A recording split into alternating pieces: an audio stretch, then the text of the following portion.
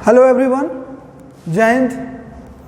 आज TCM channel में बात करेंगे हम लोग जो कोफिशिएंट बाइनोमियल थ्योरम में उस पर सिखाए कोफिशिएंट के बारे में ट्रेनिंग पहले से क्वेश्चन का, उसमें अब उतना ट्रेनिंग के बाद हम ये देखना चाहते हैं कि जीवन में जो क्वेश्चन है, पहले एनडीए में हम बात कर चुके हैं, अब जेई मेन में जो क्वेश्चन है पूछा हुआ उसमें उतना टेक्निक से हमको बनता है कि नहीं।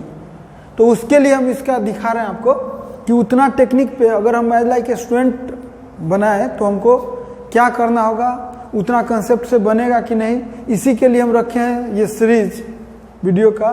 2014 से 24 तक का क्वेश्चन आपको दिखाएंगे। सबसे पहले 24 का ही क्वेश्चन जो अप्रैल में हुआ है उसका बात कर लेते हैं। देखिए, ये पहला क्वेश्चन है और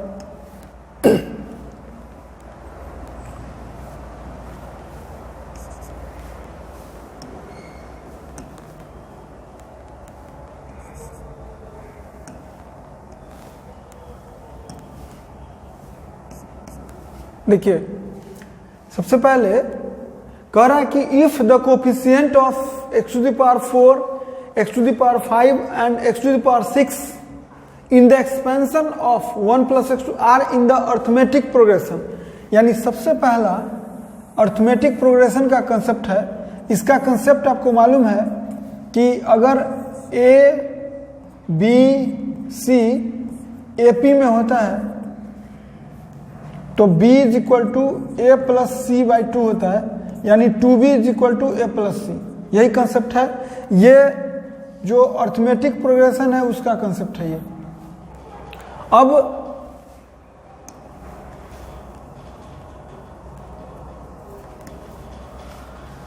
कह रहा है कि then maximum value of n, पहले तो coefficient of x to the power 4, x to the power 5 और x टू द पावर 6 का कोफिशिएंट क्या होगा। आपको पता है कि इसका जो जनरल है, general term 1 plus x to the power n, तो जो इसका जनरल टर्म है, जनरल टर्म जो लिखते हैं हम लोग, वो लिखते हैं n c t r plus 1 लिखाता है और n c r और 1 to the power n minus r जो लिखने का कोई मीनिंग नहीं है और x to the power r। Exam में हम रहते तो हम ये नहीं लिखते, वो जितना भी करिएगा टाइम किल होगा आपका। n c r into x to the power r, अभी इसी में x टू द पावर 4 है, तो जिस समय 4 है तो r 4, तो कोफिशिएंट कितना हुआ, क्या कहा है कि x टू द पावर 4 यानी coefficient of x to the power 4 is equal to हो गया कितना, nc4। और इसी में अगर x टू द पावर 5 करना है, जैसे यहाँ से हो गया r is equal to 5, r is equal to 4, इसमें हो जाएगा r इज इक्वल टू 5 और x टू द पावर 6 में r इज इक्वल टू 6। तो अभी हम लिख सकते हैं coefficient of x to the power 4 nc4, coefficient of x to the power 5 ये हो गया nc5 और coefficient of x to the power 6 हो गया nc6। आपको ये हम समझा रहे हैं, लिख रहे हैं, इतना एग्जाम में इतना ही सब लिखने, कोफिशिएंट डायरेक्ट लिखाता है, डायरेक्टली लिखाता कि यही ना, ये ए का काम कर रहा है जो अभी थ्योरी पर है, उसके हिसाब से ये बी का और ये सी का, तो उस हिसाब से आपको लिखाएगा 2 into nc5 is equal to nc4 plus nc6।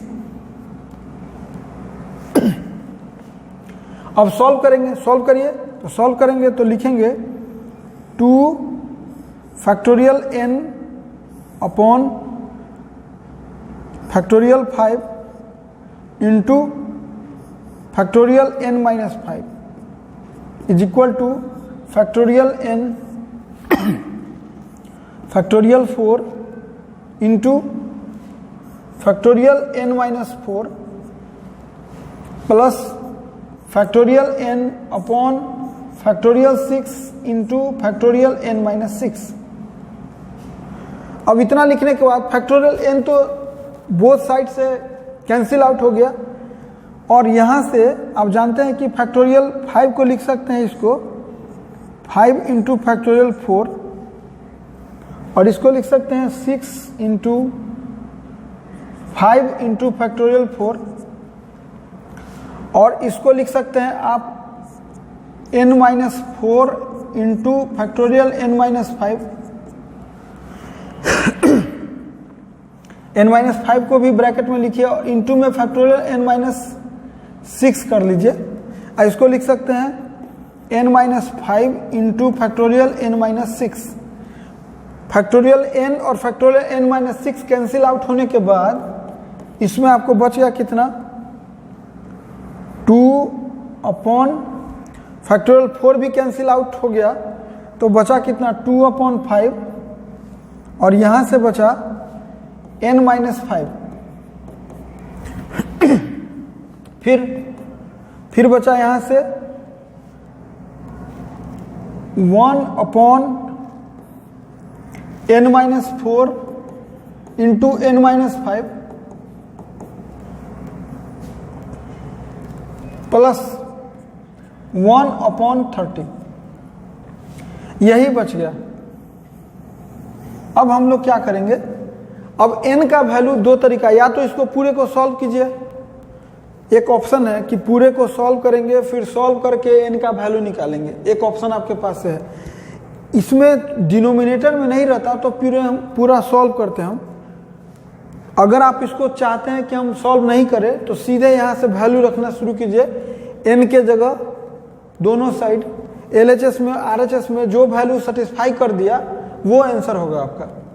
जैसे हम n का वैल्यू 14 अभी हम रखे, n का वैल्यू 14 अभी रख के दिखाते हैं, n is equal to 14 first में ही, तो यहाँ पे LHS जो बना हम लोगों का वो आया 2 अपॉन 5 इंटू 9 यानी 2 अपॉन 45, ये हो गया। फिर RHS रख दीजिए,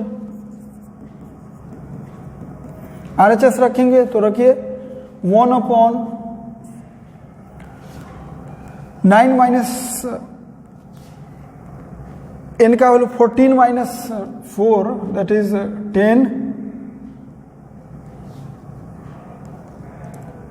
10 into 9 minus plus 1/13 that is 1/13 common ले लिए तो अब बचा कितना 1/3 प्लस 1 दैट इज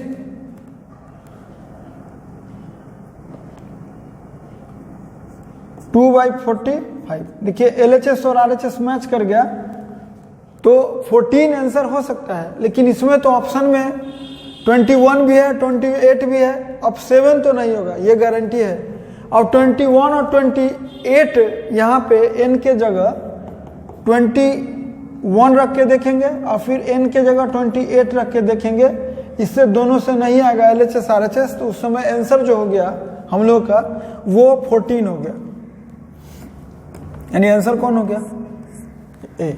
यही है जो बाइनोमियल थ्योरम का क्वेश्चन था, लेकिन नॉर्मल था, इसमें मिला हुआ था अर्थमेटिक प्रोग्रेशन, सिंपल कंसेप्ट, लेकिन इसमें ज़्यादा कुछ विशेष नहीं था। अब देखिए सेकेंड नंबर क्वेश्चन कह रहा है कि द कांस्टेंट टर्म, यह है जीमेन 24 में 5 अप्रैल सेकेंड वाला एग्जाम है, उसमें कह रहा है कि the constant term in the expansion of, तो देखिए कांस्टेंट टर्म तो सबसे पहले हम लोग को क्या करना है, जनरल टर्म यहां लिखना है। सबसे पहला काम हम लोग यही लिखेंगे जनरल टर्म। इसके लिए जनरल टर्म क्या लिखाएगा, तो लिखाएगा 12CR। जनरल टर्म जो लिखते हैं हम लोग वो लिखते हैं generally TR plus 1th term को जनरल टर्म बोलता है। तो 12CR और यहाँ लिखाएगा 3 है और ये 5 है और ये x है, इस पर आपको 12 minus R into 2x by cube root है 5, इस पे लिखाएगा r। हो गया। अभी पहले इसको हम बढ़ा ले, कह रहा है कांस्टेंट टर्म, तो पहले तो x बाहर करना होगा। 100% लिखाएगा 12CR और यहां से 3 के पावर 1/5 और यहां पावर में लिखाएगा 12 माइनस आर और 2 टू द पावर r और 1/5, यहाँ 5 के पावर 1/3 के पावर लिखाएगा r और तब यहाँ से देखिए x पर यहाँ बना, नीचे में x है तो x पर बना r माइनस 12 और यहाँ से r, इसका यहाँ से x to the power r बना तो एक तरह से 2r माइनस 12 हो गया। अब कह रहा है कि कांस्टेंट टर्म, कांस्टेंट का मतलब कि x टू द पावर 0। अब x टू द पावर 0 जो ही करेंगे तो आप कंपेयर कराएंगे 2r minus 12 is equal to 0, तो r इज इक्वल टू 6। जो ही r इज इक्वल टू 6 हुआ तो अब जो कोफिशिएंट है वो निकल गया, कितना, ये, और यही बराबर होगा किसके, alpha into 2 to the power 8 into 5th root of 3, और यही यूज करने वाले हैं अभी। तो लिखेंगे इसका आंसर हो गया कितना, 12, आंसर हो गया इसका 12CR, R के जगह कितना है 6 है, और यहां पे हो गया 3 टू द पावर, यहां पे 12 माइनस 6, R के जगह 6 तो 6/5 हो गया, इंटू 2 के पावर 6 हो गया, into 5 to the power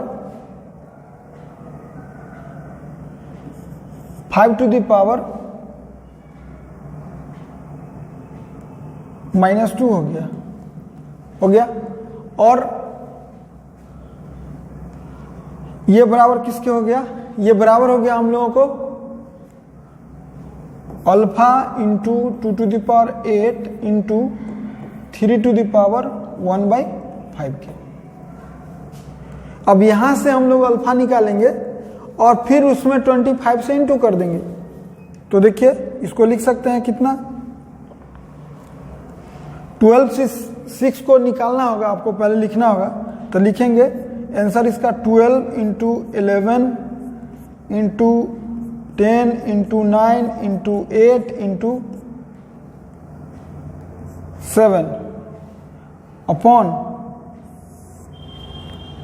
factorial 6 होता है तो 6 into 5 into 4 into 3 into 2 into 1 हो गया। इंटू में 3 टू द पावर 6/5 है और इधर से 1/5 माइनस होगा, हो गया। इंटू में 2 टू द पावर 6 और इसका कटेगा तो नीचे में आएगा कितना, 2 टू द पावर 2 और इसका इंटू में 1/25 आएगा और तब इधर से आएगा अल्फा। अब इसको सॉल्व करेंगे फिर अल्फा निकलेगा। तो आप जान गए कि यहां से 6 से 2 टाइम काटिए, 2 से 2 कटा और 3 से 3 टाइम, 4 से 2 टाइम, अब बचा 5 से 2 टाइम। यहां से अब अल्फा निकाल सकते हैं हम लोग डायरेक्टली। यहां से अल्फा लिख दिए अभी हम लोग का कितना, अल्फा यहां से आया 11 और 2 इंटू 3 इंटू 2, ये 2 से 2 और ये 2 कैंसिल आउट हो गया, तो 11 इंटू 3 इंटू 11 इंटू 3 इंटू 7 ये आ गया ऊपर से, और इंटू में 3 आया, इसका 5 से 5 टाइम करा तो 3 हो गया, और नीचे में 25 है। यही वैल्यू हो गया किसका? अल्फा का। हमको पूछा क्या है? 25 अल्फा। जो ही 25 अल्फा निकालेंगे, 11 into 3 into 7 into 3 by 25 into 25 cancel out हो गया। अब इंटू कर देंगे, वही आंसर मेरा होगा, तो 77 इंटू 9 3, और आंसर कितना हुआ? 693। अभी आंसर मेरा यही हो गया, तीसरा है 693। देखिए इसमें आपको यहाँ से तो कैलकुलेशन ही है, अब इसको और हम स्पीड में करें तो और स्पीड जल्दी बनेगा, लेकिन कंसेप्ट इसका मेन यही था कि जनरल टर्म निकालना था। कांस्टेंट बोला तो x⁴ के कंपेयर किए। आप अगर पहले वीडियो देखिएगा तो उसमें एक एक बात का ट्रेनिंग दिया हुआ है, और ये 24 का क्वेश्चन है, उसमें भी अप्रैल में जो हुआ इधर 5 अप्रैल को है, उसमें सेकेंड इवनिंग वाला में उसका है। तो ये कंसेप्ट इतना ही था, यहाँ से ये कैलकुलेशन है। अब देखिए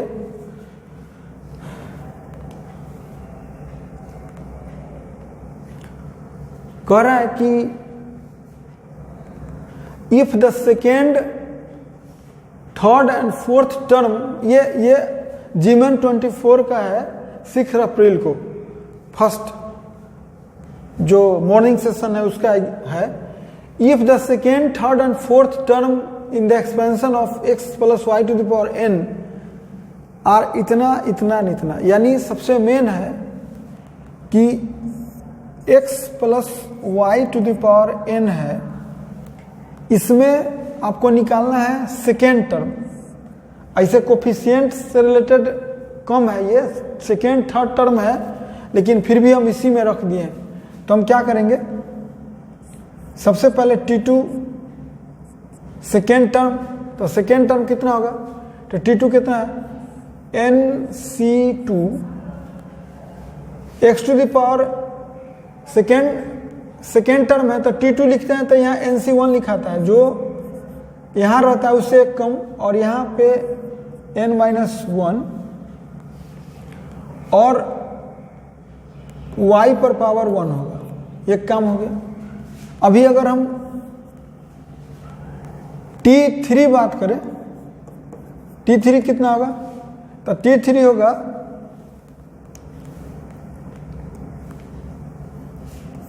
NC2 x to the power n-2 into y to the power 2, और T कितना? 4, T4 कितना होगा? कह रहा है कि NC3 x to the power n-3 into y to the power 3। ये कह रहा है 135, ये कह रहा है 30, और ये कह रहा है 10/3। अब देखिए 3 इक्वेशन है, 3 टाइप का इक्वेशन है, तीनों को सॉल्व करना है, वहां से nx निकाल के और इसमें डालना है, यही, और दूसरा कोई कंसेप्ट नहीं है। तो हम लोग ये 1 इक्वेशन हो गया, ये 2 है, ये और ये 3 है, कंसेप्ट खत्म हो गया। अब यहाँ मेन लड़ाई है किसका? कि आप कैलकुलेशन करते रहिए। अब कैलकुलेशन करना है तो हमको देखिए वेरिएबल में x भी है, y भी है और n भी है, तो ऐसा स्थिति में जनरली बनाते समय डिवाइड किया जाता है। जैसे हम अगर हम 1 में 2 से करें तो यहाँ y 1/2 करें तो 1 आएगा। अगर 2/1 करें, जैसे हम यहाँ करें, अभी क्या करते हैं हम 2/1 करते हैं, 2/1, तो 2/1 करेंगे तो देखिए क्या होगा? NC2 का वैल्यू लिख दे रहे हैं n इंटू n-1/2 हो गया, और into x to the power n-2 into y square, और इसका वैल्यू कितना हो गया? n हो गया। ये हो गया xn-1 इंटू वाई, यहाँ कितना हो गया 30/135, ये भी कटेगा ही। पहले तो y से y कैंसिल आउट हो गया, एक n से n कैंसिल आउट हो गया, तो बचा यहाँ कितना, बचा कितना हम लोगों का n-1/2 बचा, और इंटू में बच गया हम लोगों का x टू द पावर, नीचे आएगा तो इधर से y बचा और यहाँ से x बचा, और यहाँ से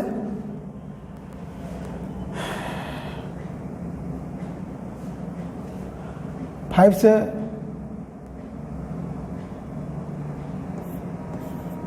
और यहाँ से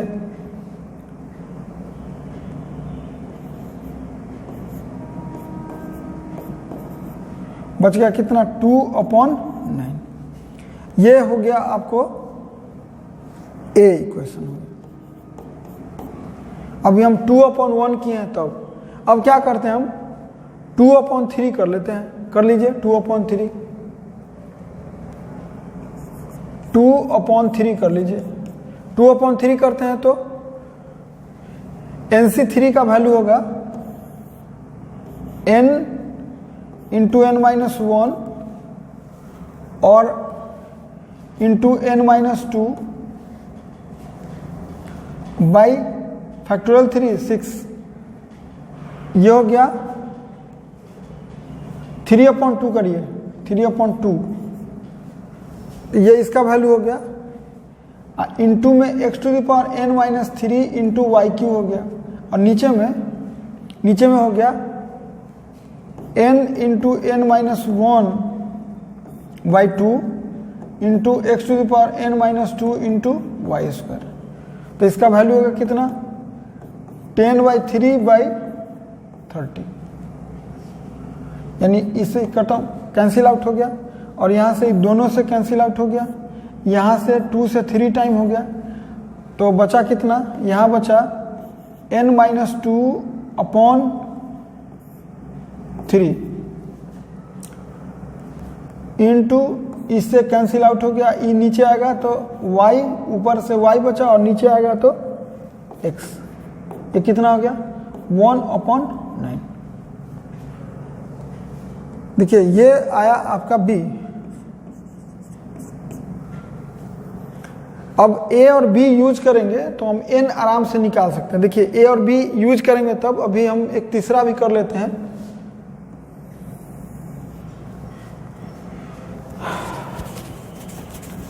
a और b यूज कर सकते हैं आराम से। अभी हम अगर हम यहाँ कर लें कि a/b कर लेते हैं, a/b, a/b करेंगे तो y/x कैंसिल आउट हो गया, तो यहाँ से बचा n-1/2 और यहाँ से बचा n-2/3 और यहाँ से 2/9/1/9, 9 से 9 कैंसिल आउट हो गया, तो बचा कितना, ये बचा इधर से 2 बचा और 4/3 बचा, यानी यहाँ से बचा n-1/n-2 बराबर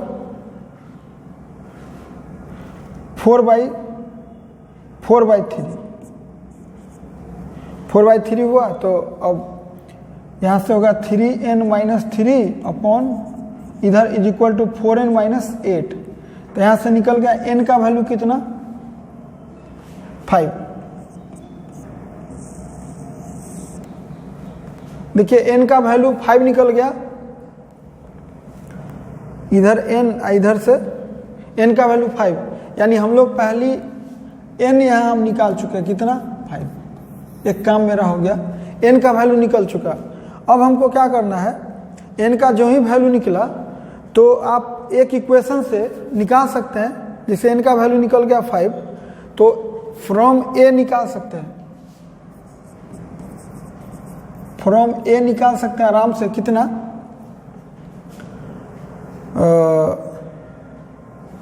5 - 1 दैट इज 4, 2 से 2 कैंसिल आउट हो गया, यानी y/x जो है वो आ गया आपको 1/9। ये दूसरा इक्वेशन। ये सब केवल खेल है किसका, कैलकुलेशन का खेल है। y/x निकल गया। अब हम क्या करते हैं, एक हमको n भी निकल चुका है और y x के टर्म में भी आ चुका है। अब एक x या y कोई भी निकल गया तो मेरा काम हो जाएगा। तो अभी हम क्या करते हैं कि 2/1 किए थे और 3/2 किए थे। अब एक काम करते हैं हम लोग कि 3/1 कर लेते हैं। देखिए 3/ जो ही 1 करेंगे तो यहाँ से एक अलग इक्वेशन अभी सॉल्व होगा। देखिए 3/1 करते हैं तो NC3 में डिवाइड करेंगे NC1 से, तो NC3 का मतलब n into n minus 1 into n minus 2/6 और डिवाइड करेंगे NC1 से तो n हुआ।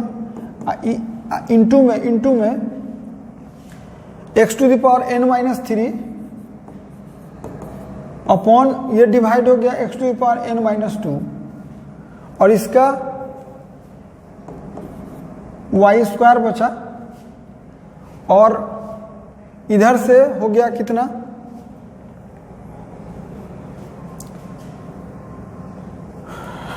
रुकिए 1 मिनट।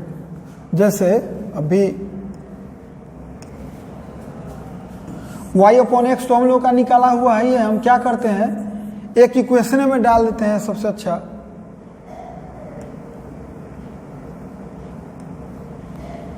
देखिए हम लोग क्या करते हैं कि एक इक्वेशन में ही n का वैल्यू आ चुका है मेरा, उसी में डाल दे रहे हैं y और x। तो हम क्या करते हैं 3/2 नहीं करते हैं, अभी ये कैंसिल आउट करके 1 से यूज कर रहे हैं। तो क्या हुआ n इंटू x⁻n-1 यानी 4 इंटू y हो गया इज इक्वल टू 135। अब n का वैल्यू मेरा निकल चुका है कितना 5, x का वैल्यू रहने दीजिए 4 और y का वैल्यू हम रख दे रहे हैं यहाँ से। y का वैल्यू हो गया x/9। तो हम क्या करते हैं y का वैल्यू x/9 यहाँ से निकल गया 135।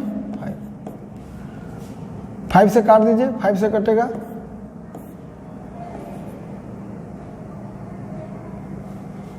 27 टाइम। तो x⁵ यहाँ से निकल गया x⁵ इज इक्वल टू 3⁵ यानी x का वैल्यू निकल गया कितना 3। देखिए x निकाल लिए और जो ही x निकाल लिए 3 तो y निकल गया कितना 1/3। यहाँ x 3 रखेंगे तो y निकल गया 1/3। अब x और y सब मालूम है तो देखिए हम यहाँ डालेंगे 6 इंटू n का वैल्यू पता है 5 का 3 प्लस x² पता है, x का वैल्यू कितना है 3 यानी 9 प्लस y पता है हम लोग का कितना 1/3। सॉल्व करिए सीधे आंसर हो गया। यहाँ से 6 इंटू 125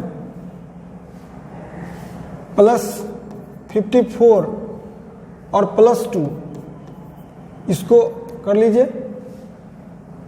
तो 750 प्लस 54 और प्लस 2 आंसर कितना हो गया 6 और 0 और 8।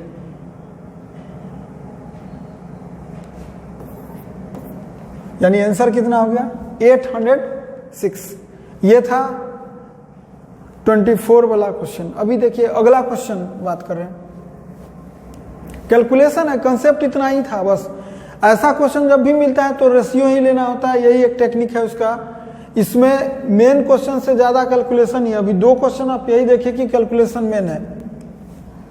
देखिए अब कह रहा है कि the term independent of x in the expansion of this then a²। ये जीमेन 24 का ही है, 8 अप्रैल का क्वेश्चन है।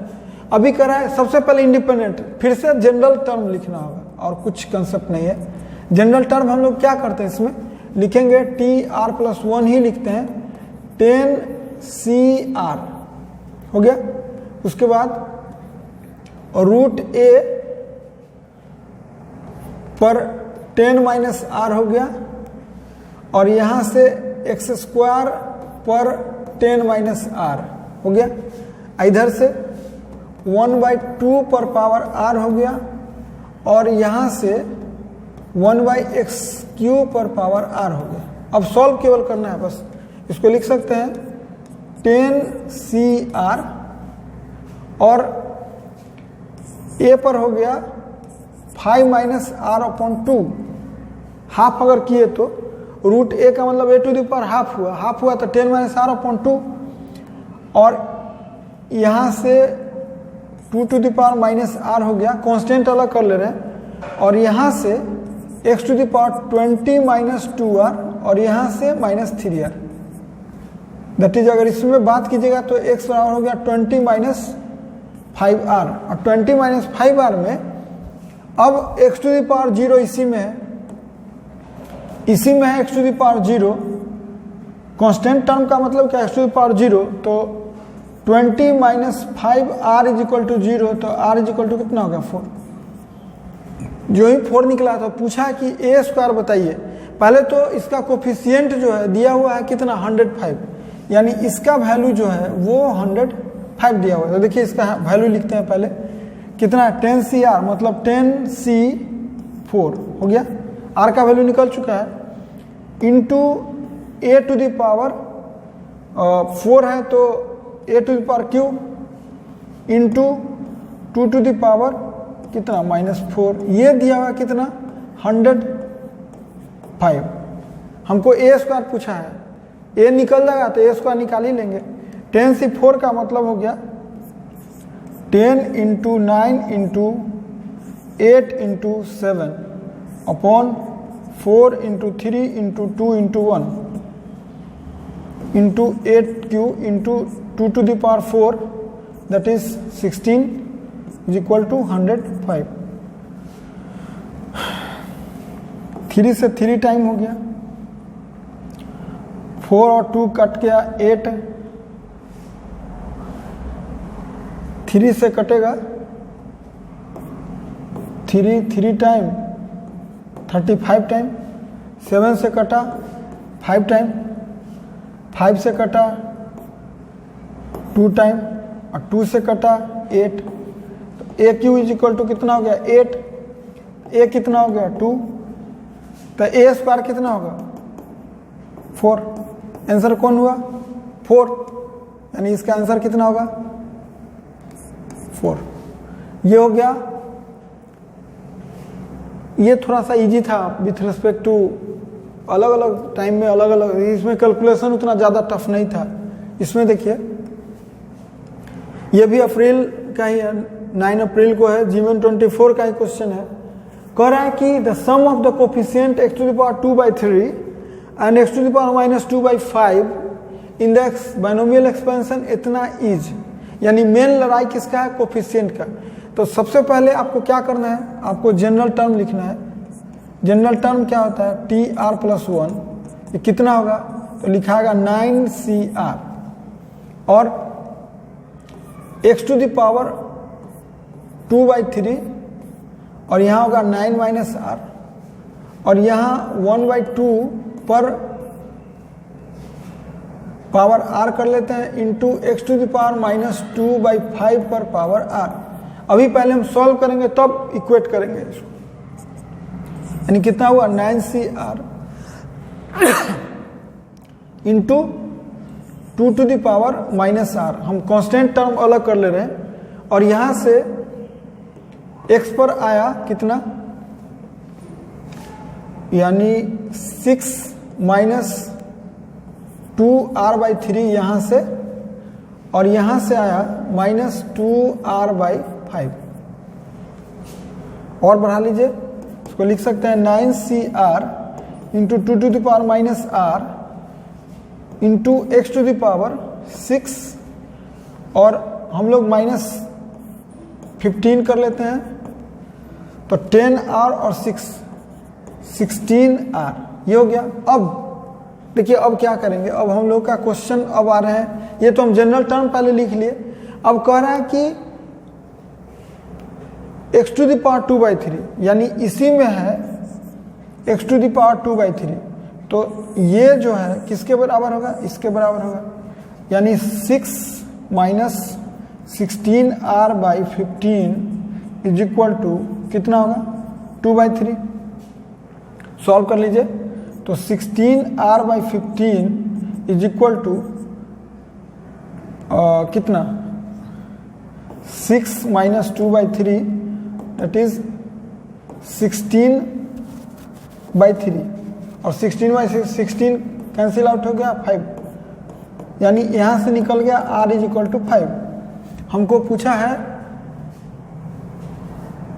सम पूछा है x⁴ का कोफिशिएंट का, तो ये x⁴ के कोफिशिएंट का सम हो गया, r इज इक्वल टू 5 आया, तो आया कितना 9c5 इंटू 1/2⁵। ये इसका अभी एक और बाकी है x⁻⁻2/5 का, इसी में है x⁻⁻2/5 यानी 6 - 16r/15 इज इक्वल टू -2/5। अब सॉल्व करेंगे तो आएगा 16r/15 बराबर 6 + 2/5 दैट इज कितना हो गया 32/5 और 16r/15 2 टाइम और 3 टाइम, तो r इज इक्वल टू हो गया कितना 6। r इज इक्वल टू जैसे 6 हो गया तो इधर से x⁻⁻2/5 का कोफिशिएंट, इसका कोफिशिएंट जो है प्लस में करना है, इसका कोफिशिएंट लिखाएगा 9c, r का वैल्यू कितना 6 इंटू 2 कितना 6। अब हम लोग क्या करें, अब इसको सॉल्व करना है केवल, और कुछ नहीं करना है। तो हम लोग इसको लिख सकते हैं 1/2⁵ कॉमन ले लीजिए, तो यहाँ से बचा कितना, यहाँ से 9c5 बचा, तो ये भी कॉमन कर लेते हैं, factorial 9 upon factorial 5 into factorial 4 plus 1/2 factorial 9 factorial 6 factorial 3, तो दोनों से बाहर हो गया कितना फैक्टोरियल। अब सॉल्व करना है, अब जैसे सॉल्व कर लीजिए, हम चाहते तो इसको यहीं पे 9c5 तोड़ लेते, 9c6 लेके हम जानबूझ के बाहर कर लिए हैं, तो हम यहाँ से फैक्टोरियल 9 बाहर कर ले रहे हैं और यहाँ से फैक्टोरियल 9 बाहर कर लिए और यहाँ से फैक्टोरियल 5 कॉमन ले लीजिए, हो गया कॉमन, और यहाँ से फैक्टोरियल 4 कॉमन ले लीजिए, तब बचा कितना अंदर, और 2⁵ पहले से है, तो यहाँ से बचा कितना, यहाँ से बचा 1 और प्लस यहाँ से आपको बचा 1/2 और फैक्टोरियल 5 कॉमन ले चुके हैं, तो यहाँ 6 बचा, और फैक्टोरियल 4 कॉमन नहीं ले सकते थे, फैक्टोरियल 3 ले सकते हैं, तो यहाँ से 4 बच गया, 1/4 और इतना बचा, ठीक है। और अब सॉल्व कर लेते हैं, इसको सॉल्व करिएगा तो आएगा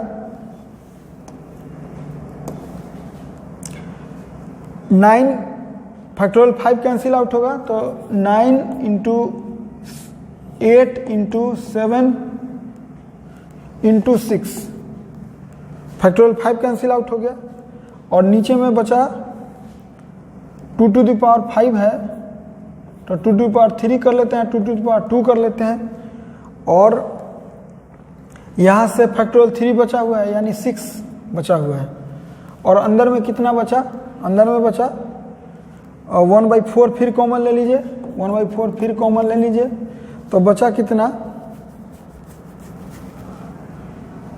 1 + 1/3 बचा, तो 1 + 1/3 बचा यानी 4/3 बच गया, 4/3, तो 4 से 4 कैंसिल आउट हो गया। अब काटिए, ये कैंसिल आउट हो गया, उसके बाद 6 से कैंसिल आउट हो गया, फिर 3 से 3 टाइम हो गया, तो बचा कितना, बचा 21/4 यानी आंसर कितना हो गया 21/4। अभी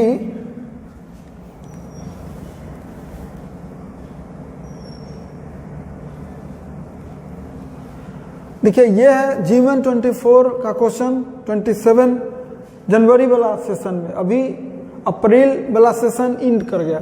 अब जनवरी वाला सेशन देखिए करा कि the coefficient of x to the power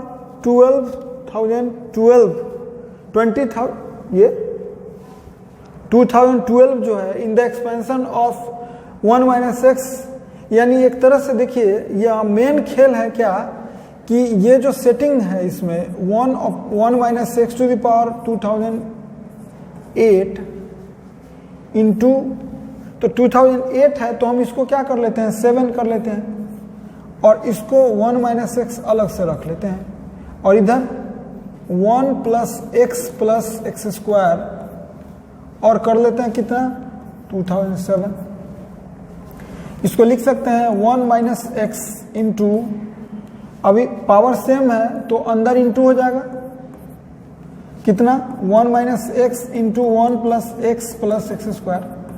आप जानते हैं कि इन दोनों को इंटू करेंगे तो ए क्यू माइनस बी क्यू का फॉर्मूला होता है, तो लिखेंगे 1 minus x into 1 minus x Q अंदर में ही और ऊपर 2007। आपको पता होना चाहिए कि 1 माइनस एक्स क्यू जो है 1 minus x into 1 plus x square होता है। अब यहां से फॉर्म आपको आ गया कि हम क्या कर सकते हैं इसमें। अब ये पूछा है कि 2012 का बताइए कि कोफिशिएंट इसमें क्या होगा। तो कोफिशिएंट क्या होगा, तो देखिए हम सिखा चुके, इसका दो तरीके से आप बना सकते हैं। एक बॉक्स बोले थे बनाने के लिए और इसमें 1 माइनस एक्स का फॉर्म रहेगा और इसमें 1 माइनस एक्स क्यू का 2007 रहेगा और इसी का कोफिशिएंट यूज करेंगे और इस तरह यूज करेंगे कि x के पावर लिख दिए। अब लिखने के बाद अभी 1 माइनस एक्स में से कर सकते हैं क्या क्या आ सकता है। अगर हम यहां से x टू द पावर 0 लेते हैं, अगर इधर से x टू द पावर 0 लेते हैं तो इधर से कितना लेना होगा हमको, x टू द पावर लेना होगा 12।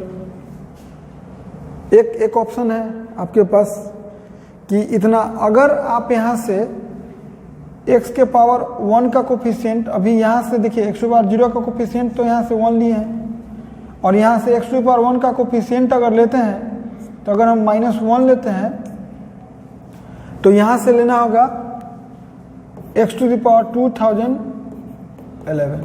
ठीक है, अब जानेंगे कैसे, देखिए आप जानते हैं कि यही दो सीन है। अब हमको देखना है कि इसमें इसका जनरल टर्म क्या होगा। TR प्लस 1th लिखते हैं तो लिखाएगा 7CR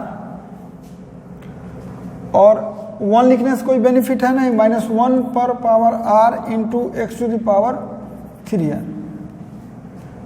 अब अगर हम इसमें x टू द पावर 2012 लेते हैं तो 3R इज इक्वल टू 2012 आराम से लिखाएगा। 3 से कैंसिल आउट करिए, R का वैल्यू कितना होगा 2012 अपॉन 3, काटिए 6 टाइम कटा,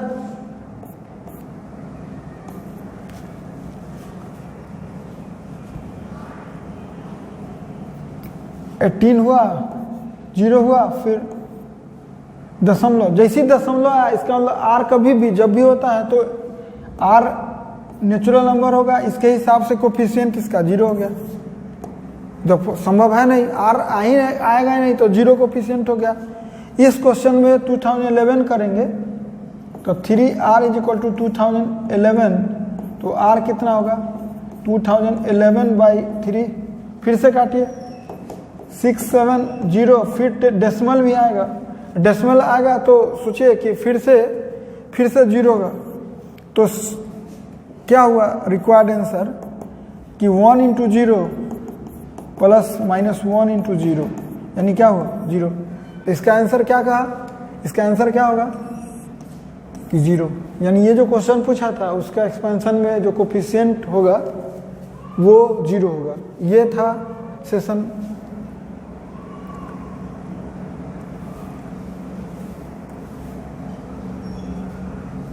ये देखिए, ये कह रहा है कि जीमेन 24 में 31 जनवरी का क्वेश्चन है और ये सबसे बड़ा क्वेश्चन है। ये क्वेश्चन पूछा है जो सबसे बड़ा क्वेश्चन है और इसमें तो इसका बनाने का क्या ये बड़ा क्वेश्चन है। ये पहले देखते हैं, एक और क्वेश्चन है, ये है बड़ा, ठीक है। ये पहले इसको देखिए, पहले हम सॉल्व करते हैं। इसको सॉल्व करने के बाद करेंगे तो क्या लिखेंगे, देखिए यहाँ लिखेंगे, अभी लिखेंगे 1 प्लस एक्स है अलग, 1 माइनस एक्स स्क्वायर है और इसको एलसीएम लीजिए। एलसीएम लेंगे तो हो जाएगा x to the power Q और ये लिखाएगा x to the power Q plus 3x square plus 3x plus 1 whole to the power 5। ये हो गया अलग। अब इसको लिख सकते हैं 1 plus x into 1 minus x square और अपॉन में एक्स टू द पावर 15 अलग कर दीजिए, क्योंकि एक्स टू क्यू में पावर 5 आएगा तो 15 अलग हो गया। और इधर जो वैल्यू हो गया 1 प्लस एक्स क्यू, रियली में 1 प्लस एक्स का होल क्यू हो गया, अब पूरा में 5 है। देखिए 1 प्लस एक्स का होल क्यू का फॉर्मूला होता है x Q plus 3x square plus 3x plus 1। तो हम इसको लिख सकते हैं। अब यहाँ से वैल्यू होगा कितना, 1 upon x to the power 15 into 1 plus x, और यहाँ से इसको लिख सकते हैं 1 plus x into 1 minus x, और यहाँ से लिख सकते हैं 1 प्लस एक्स का power 15।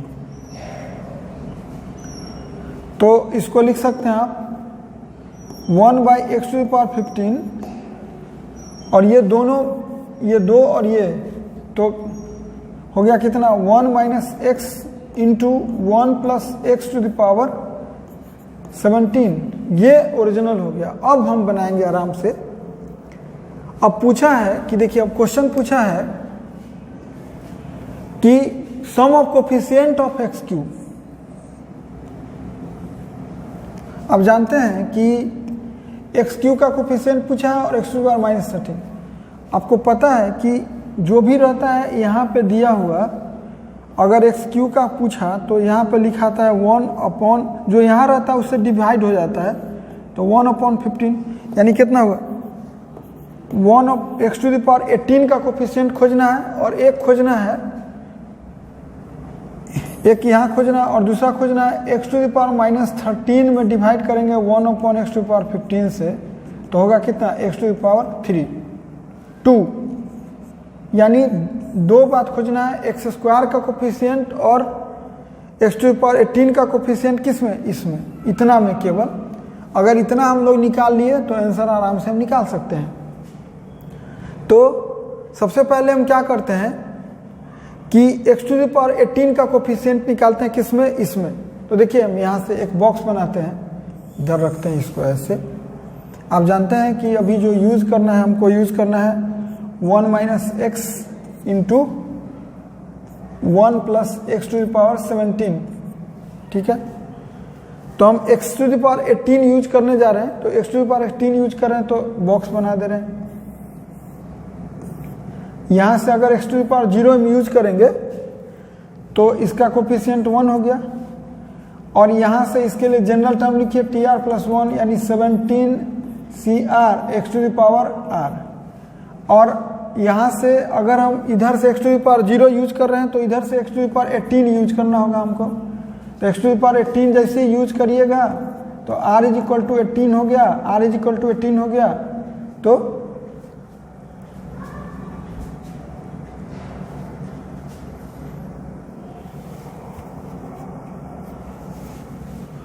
r is equal to 18 हो गया तो 17C18 यानी ये हो गया कोफिशिएंट इसका 0, क्योंकि x टू द पावर 18 तो उसमें निकलेगा नहीं, वैसे ही खत्म हो गया।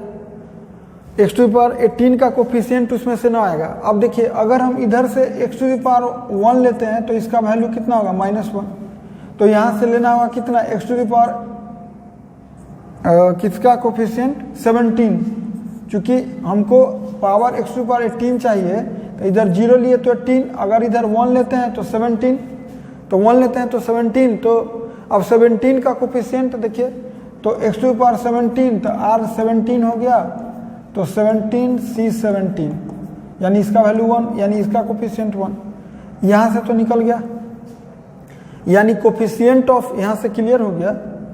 अभी देखिए लिखेंगे coefficient of x to the power 18 plus coefficient of x to the power कितना 2, इसका कोफिशिएंट निकल गया कितना 1 इंटू 0 प्लस -1 इंटू -1, इतना निकल चुका है अभी, यानी -1। अभी एक और काम बाकी है, x to the power square का कोफिशिएंट हमको चाहिए, तो स्क्वायर का फिर बक्सा बनाते हैं। देखिए तो अगर हम इधर से x टू द पावर 0 लेते हैं तो इधर से कोफिशिएंट 1 हो गया, तो इधर से स्क्वायर का कोफिशिएंट लेने के लिए x स्क्वायर लेना होगा, फिर जनरल टर्म हो गया, जनरल टर्म तो TR+1 वही है, ये इधर कर देते हैं, जनरल टर्म है TR+1, तो r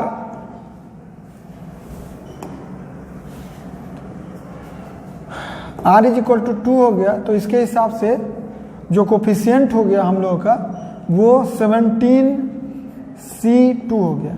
ठीक है, अब इसमें अगर हम x टू द पावर 1 का लेते हैं कोफिशिएंट -1, तो इधर हमको लेना होगा x to the power 1, x to the power 1 के लिए होगा कितना 17C1। अब लिख लीजिए वैल्यू, इसका आंसर कितना हुआ +1 गुने 17C2, 17C2 का वैल्यू होगा 17 इंटू 16 अपॉन कितना यूज करेंगे 2 से 8 टाइम, तो कितना हुआ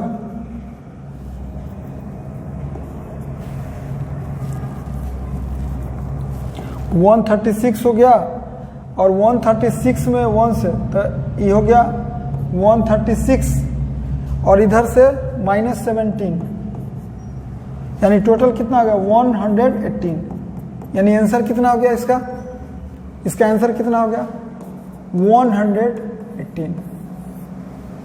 ये था GMAN 24 में जो फर्स्ट सेशन है, आपको 31 जनवरी वाला सेशन उसका है, मॉर्निंग सेशन का क्वेश्चन था ये। तो ये देख रहे हैं GMAN अभी तक जो बड़ा क्वेश्चन है वो ना आ रहा है, तो सिंपल से बन जा रहा है, मल्टीनोमियल थ्योरम का यूज ही नहीं हुआ है अभी तक में एक भी क्वेश्चन में। अब देखिए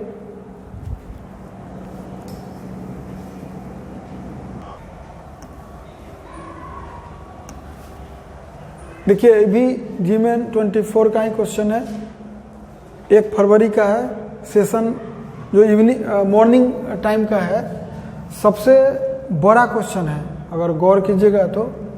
और इसमें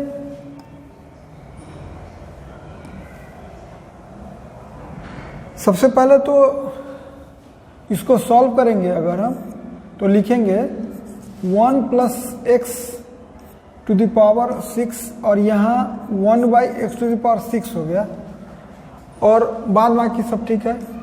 1 + x square to the power 7 और 1 - x to the power q to the power 8। हमको x टू द पावर 30 का कोफिशिएंट पूछा है, इसका मतलब कि x टू द पावर 30 में डिवाइड करना होगा 1/x टू द पावर 6 से, यानी घूम फिर के हमको x टू द पावर 36 का कोफिशिएंट खोजना है। किसमें? इसमें 1 + x to the power 6, 1 + x square to the power 7 और 1 - x to the power q to the power 8, इसी में। अब सबसे पहला काम, इसका जनरल टर्म हम लिखते हैं। अगर काश इसका जनरल टर्म लिखना रहता तो लिखते हैं हम अभी TR+1 6 CR1, चूंकि हमको 3 सीन है तो R नहीं लिख सकते हम, इसमें R1, इसमें R2, इसमें R3 करेंगे और लिखते x टू द पावर कितना R1, इसके लिए लिखते तब 7CR2 और x टू द पावर लिखते हम लोग 2R2 और x to the power 2R2 और इंटू में 8CR3 और -1 टू द पावर R3 और x to the power 3R3, यानी 6CR1 into 7CR2 into 8CR3 into -1 to the power R3 और x to the power R1 plus 2R2 plus 3R3 हो गया। अब देखिए हमको इसमें चाहिए x टू द पावर 36, यानी यहां से क्लियर हो गया कि R1 plus 2R2 plus 3R3 36 आएगा। अब इसमें R1, R2, R3 का सेटिंग करेंगे और तब उसके हिसाब से आपको क्वेश्चन बनाना होगा। तो जान लीजिए कि यहाँ से क्लियर है कि R1 का मैक्सिमम कैपेसिटी कितना आएगा। R1 जब भी होगा, R1 का वैल्यू तो 0, 1, 2 से लेके 6 तक। R2 का क्या वैल्यू होगा 0, 1, 2 से लेके 7 तक और R3 का वैल्यू क्या होगा 0, 1, 2 से लेके 8 तक। यानी मेन लड़ाई किसका है, R1, R2, R3 निकलना है और उसके हिसाब से आपको फिर बनाना होगा। तो हम सबसे पहले R3 का वैल्यू हम रखना शुरू करते हैं और इसके हिसाब से बनाएंगे क्वेश्चन। देखिए अभी हम क्या करते हैं कि R3 का वैल्यू 8 रखते हैं। R3 का वैल्यू अगर हम 8 रखते हैं तो R1 प्लस 2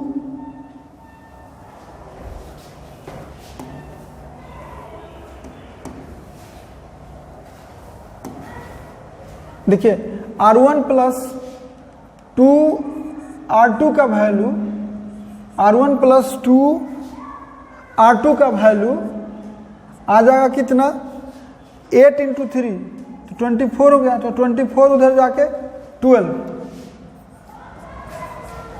यानी R1 प्लस 2 R2 का वैल्यू 12 आएगा। अब यहाँ से R1 हम रखेंगे, R2 रखेंगे और यहाँ निकालेंगे। तो हम क्या करते हैं कि एक बॉक्स बना लेते हैं जिसमें यहाँ R1, यहाँ R2 और यहाँ R3 का वैल्यू रखेंगे। रखिए R3 का वैल्यू अगर हम 8 रखे हैं तो R1 का वैल्यू क्या रखे, R2 का वैल्यू क्या रखे कि 12 आ जाए। अगर हम R1 0 रखते हैं तो R2 का वैल्यू 6 रखेंगे तो 12 आ जाएगा। अगर हम R3 8 रखे हैं और क्या क्या रख सकते हैं, R1 का वैल्यू 1 रखते हैं, 1 तो 11/2 फेल हो जाएगा। 2 रखिए, R1 का वैल्यू 2 रखेंगे तो R1 का वैल्यू 2 रखेंगे तो यहाँ पे R2 का वैल्यू 5 आ जाएगा। R1 का वैल्यू अगर हम लोग 3 रखेंगे तो R2 नहीं निकलेगा। R1 का वैल्यू अगर 4 रखते हैं तो R2 का वैल्यू 4 आ जाएगा। R1 4 तो R2 का वैल्यू 4 आ जाएगा। R1 अगर 5 रखते हैं तो फिर ना निकलेगा। R1 का वैल्यू अगर 6 रखते हैं तो तब भी ना निकलेगा। R1 का वैल्यू अगर 6 रखते हैं 6 में निकलेगा, ये 8 ही होगा। R1 का वैल्यू अगर हम लोग R1 का वैल्यू अगर हम लोग 6 रखे, R1 का वैल्यू 6 रखे तो R2 का वैल्यू 3 होगा। R1 का वैल्यू 7 आप नहीं रख सकते, तो यहाँ से कोफिशिएंट एक तरह से निकल गया।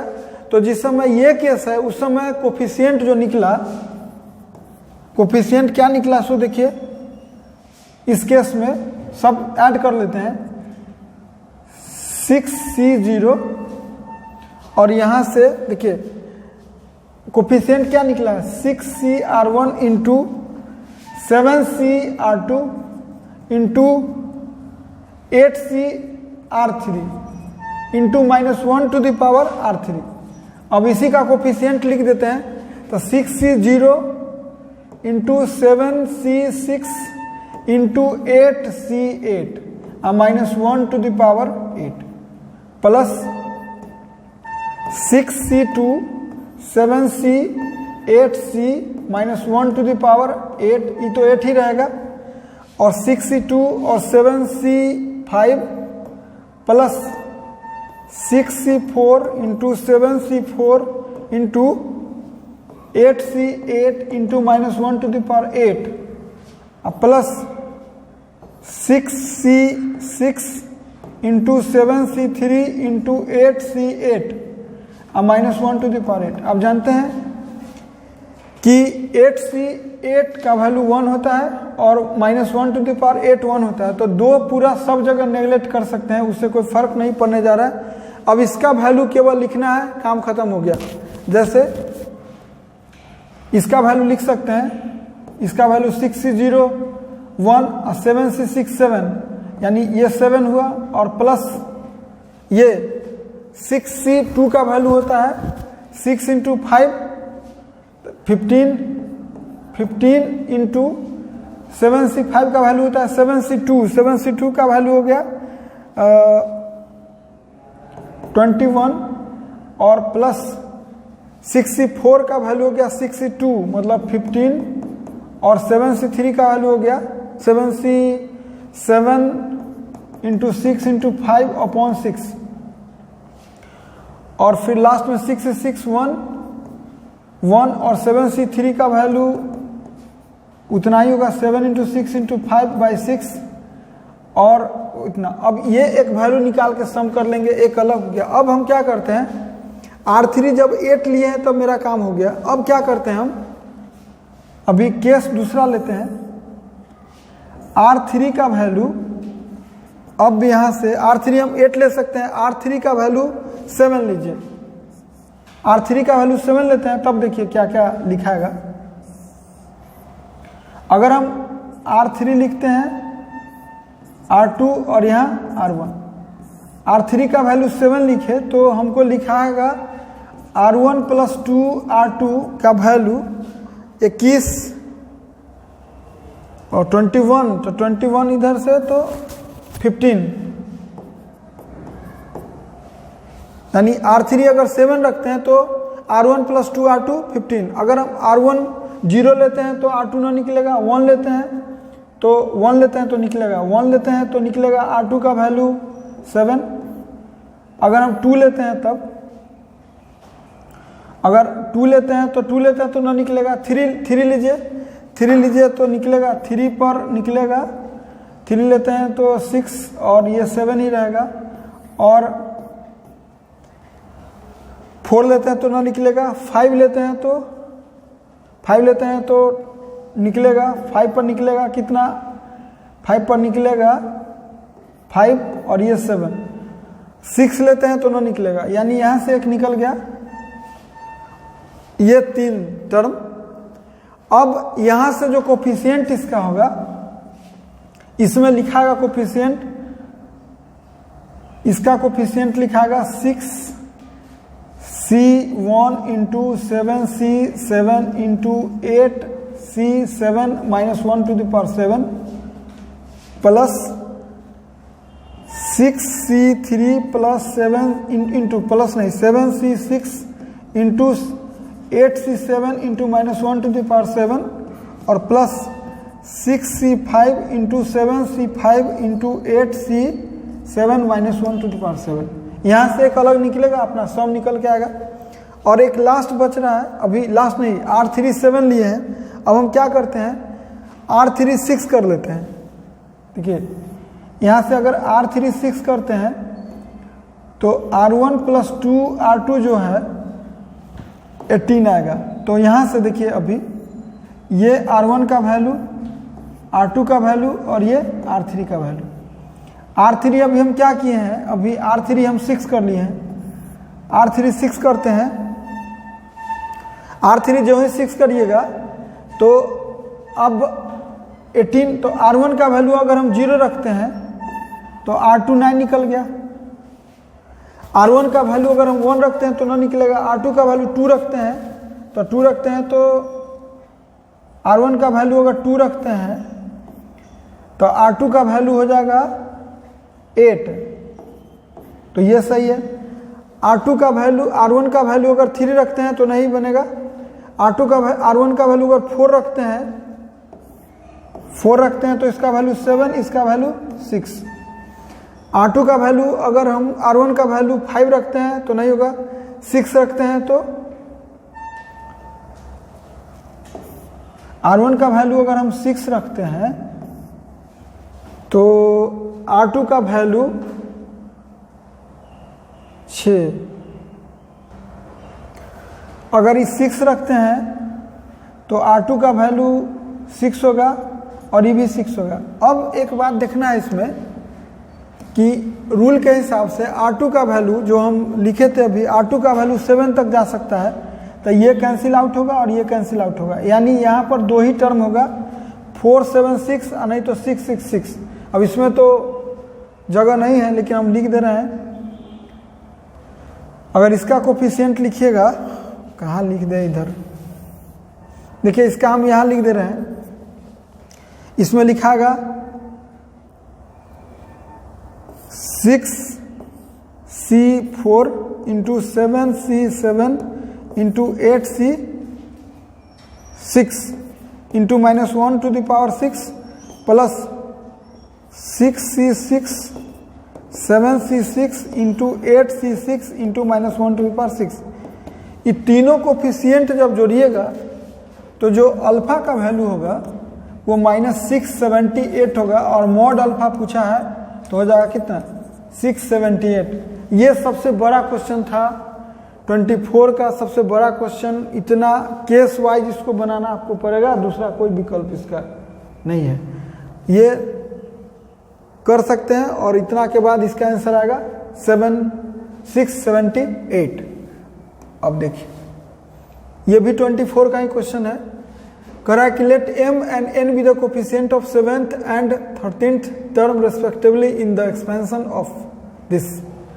तो सबसे पहले n by m पूछा है तो हम जनरल टर्म करते हैं। अभी जो जनरल टर्म है मेरा, जनरल टर्म वो लिखाएगा TR+1, ये कितना 18CR इंटू कांस्टेंट अलग कर लेते हैं, 1/3 पर 18 - R इंटू 1/2 पर R इंटू x⁻³ 1/3 पर 18 - R इंटू x⁻⁻² पर R।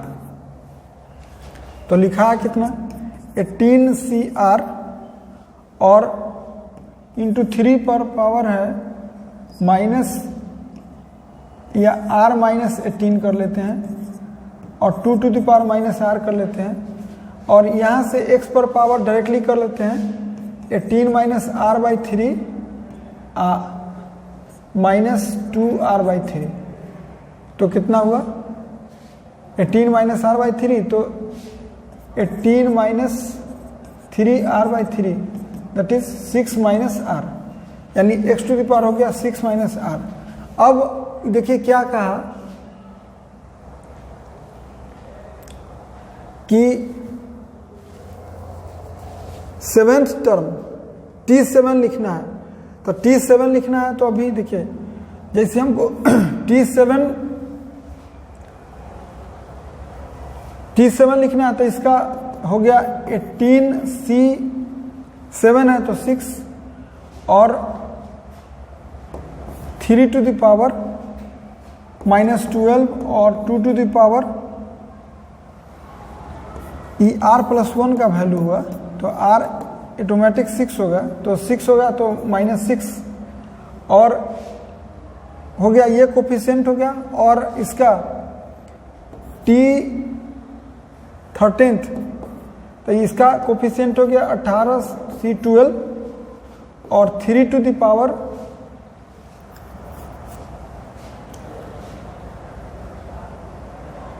3 टू द पावर 12 है तो -6 और 2 टू द पावर -12 हो गया।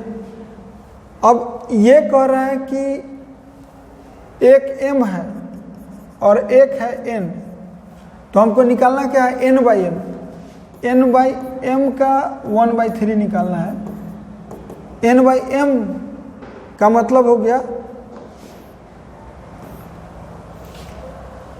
कि 18C12, देखिए 18C12 को लिख सकते हैं आप 18C6 कैसे, NCR इज इक्वल टू होता है फॉर्मूला NCN माइनस R, तो automatic 18C6 is equal to होगा 18C12, दोनों बराबर होगा। तो यहाँ से तो दोनों कैंसिल आउट होगा। अभी m बाई हमको निकालना है n बाई n, यानी पहले इसको लिखना है 18C6 into 3 to the power -6 into 2 to the power -12, और नीचे में लिखाएगा 18C6 और 3 टू द पावर -12 और 2 to the power -12, 2 to the power -6। अब पावर 1/3 रहेगा ही रहेगा, तो ये कैंसिल आउट हो गया। अब ये 3 टू द पावर 6 हो गया और ये हो गया 2 टू द पावर 6 और 1/3 है, यानी 3 टू द पावर 2 के पावर 6 के पावर 1/3, यानी 3/2 टू द पावर कितना हो गया 2, यानी 9/4, यानी आंसर कौन होगा इसमें। तो पूछा है कि कितना होगा, तो आंसर हो गया इसका कितना 9/4, यही आंसर हो गया। अब तो 23 का है। अब 23 चूंकि वीडियो बहुत बड़ा हो जाएगा, इसीलिए इस सेगमेंट में जीमेन 24 का ही दिखा है कोफिशिएंट से रिलेटेड। अब फिर 23 फिर उसी तरह ले जाएंगे 2014 तक। तो आज के लिए इसमें इतना ही। थैंक्स।